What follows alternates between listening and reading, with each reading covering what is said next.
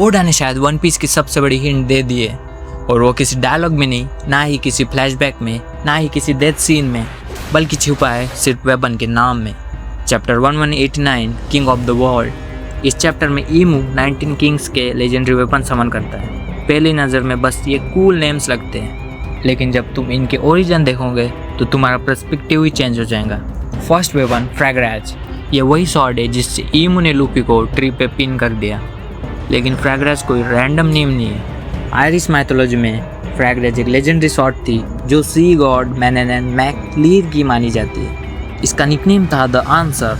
Legend के हिसाब से ये शॉट किसी भी डिफेंस या आर्मर को तोड़ सकती थी और इसके सामने कोई झूठ नहीं बोल सकता था। अब सोचो, ओडा रैंडमली कोई भी शॉट चूज कर सकता था, लेकिन उसने स्पेसिफिकली फ्रैग्राज चूज की।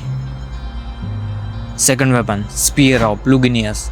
अभी ये क्लेलिंगम के पास है अगेंस्ट सांजी। ये नेम भी कोई रैंडम नेम नहीं है। क्रिश्चियन ट्रेडिशन के मुताबिक इस स्पीयर से जीसस क्राइस्ट को पियर्स किया गया था।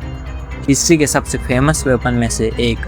अगर ओडा सिर्फ कूल नेम यूज कर रहा होता तो किसी भी स्पीयर का नाम रख सकता था, लेकिन उसने स्पेसिफिकली लुगनियस चूज किया। कोइंसिडेंस या फिर ओडा हमें किसी बड़े पैटर्न की तरफ ले जा रहा है। थर्ड वेपन ग्रैम, और ये सोमर के पास है अगेंस्ट जोरो।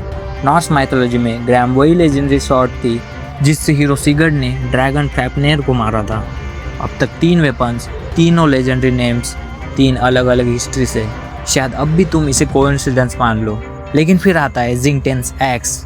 चाइनीज माइथोलॉजी में जिंगटेन एक लेजेंडरी वॉरियर था जिसका सर काट दिया गया था, लेकिन उसने हार नहीं मानी और अपने बैटल एक्स के साथ लड़ता रहा। अब एक बार वेपन्स को ध्यान से देखो।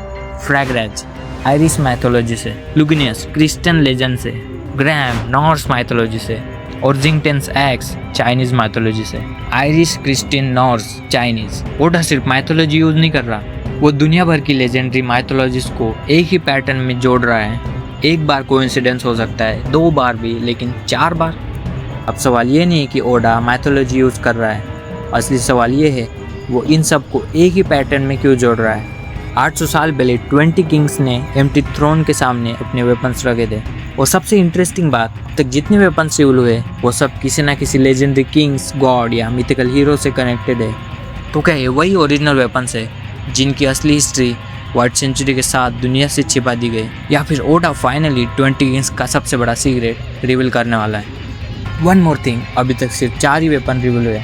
अगर बाकी के 15 वेपन्स भी इसी तरह डिफरेंट माइथोलॉजी से निकले तो इस थ्योरी को इग्नोर करना बहुत मुश्किल हो सकता है। शायद मिस्ट्री ईमू नहीं, मिस्ट्री उसके वेपन है, क्योंकि असली सवाल ये नहीं है कि ईमू इतने लेजेंडरी वेपन क्यों यूज़ कर रहा है। असली मिस्ट्री ये है ये लेजेंडरी वेपन्स पहले किसके थे।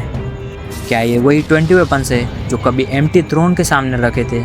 और अगर ऐसा है तो हो सकता है व्हाइट सेंचुरी का सबसे बड़ा राज हमारे सामने ही छिपा हो। ये सिर्फ एक थ्योरी है, लेकिन अगर अगले चैप्टर में और माइथोलॉजिकल वेपन्स रिवील होते हैं तो शायद ये सिर्फ कोइंसिडेंस नहीं था। तुम्हें क्या लगता है, क्या ये वही 20 किंग्स के ओरिजिनल वेपन्स है या ओडा स्टोरी को किसी और डायरेक्शन में ले जा रहा है? Let me know in the comments.